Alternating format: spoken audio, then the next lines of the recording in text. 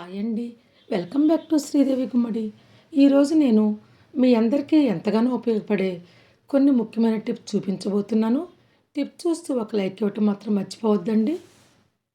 Tip 1 వచ్చేసి carrots, బంగాళదుంపలు లాంటివి గ్రేటర్‌గా వేసి తురుముతుంటే ఒక్కోసారి వేళ్ళు కూడా గీరుకుంటూ ఉంటాయి కదండీ! అలా గీరుకోకుండా ఒక టిప్ చెప్తాను. క్యారెట్ పైన పొట్టు తీశాక ఫోర్క్‌కి ఇలా గుచ్చుకోవాలి. గుచ్చాక తురిమితే అసలు చివరి వరకు వచ్చినా కానీ ఫోర్క్ ఉంటుంది కాబట్టి వేళ్ళు మాత్రం గీరుకోవన్నమాట. మీరు కూడా ఇలా తప్పకుండా బంగాళదుంపలు కానీ క్యారెట్స్ కానీ తురుముకునేటప్పుడు వేళ్ళు గీరుకోకుండా ఇలా గుచ్చి తురుముకోండి. ఇక టిప్ 2, కందిపప్పును కుక్కర్లో ఉడకబెడితే విజిల్ పైనుండి కారుతూ ఉంటుంది కదండి.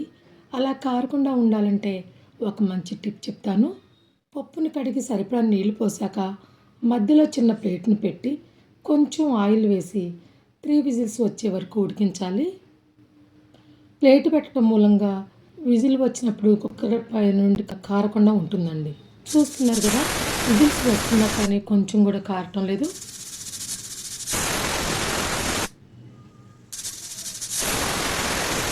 కుక్కర్ ఆరిన తర్వాత ఆ ప్లేట్ని తీసి మెదుపుకోవాలి.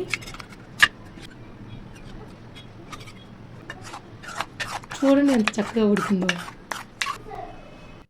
టిప్ 3, స్నాక్స్లోకి ఆమ్చూర్ పౌడర్ని షాప్లో కొనకుండా కొన్ని టిప్స్ ద్వారా చాలా ఈజీగా ఎలా చేసుకోవాలో చూపిస్తాను.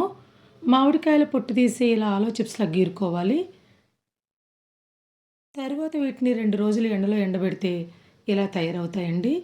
వీటిని మిక్సీ జార్లో వేసి ఇలా మెత్తగా పొడి చేసుకోవాలి. తర్వాత ఈ పొడిని జల్లిస్తే మెత్తగా ఉన్నదంతా కూడా చక్కగా కిందికి దిగుతుంది. దీన్ని ఒక బాటిల్లో పోసి స్టోర్ చేస్తే కనుక బయట ఉంచిన 1 ఇయర్ వరకు నిల్వ ఉంటుందండి. స్నాక్స్, పప్పు, సాంబార్లోకి దీన్ని వాడుకోవచ్చు. షాప్లో కొనకుండా ఇంట్లోనే ఈజీగా ఇలా తయారు చేసుకోవచ్చు అన్నమాట.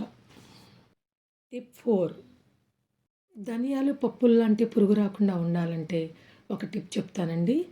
ధనియాలను బాటిల్లో పోసుకున్న తర్వాత 2-3 ఎండుమిరపకాయలు అలాగే 2-3 వెల్లుల్లి రెబ్బలు వేస్తే కనుక తొందరగా పురుగు పట్టవండి. ఈ వీడియో మీకు నచ్చితే కనుక ఒక లైక్ ఇచ్చి నా ఛానల్ని సబ్స్క్రైబ్ చేసుకోండి.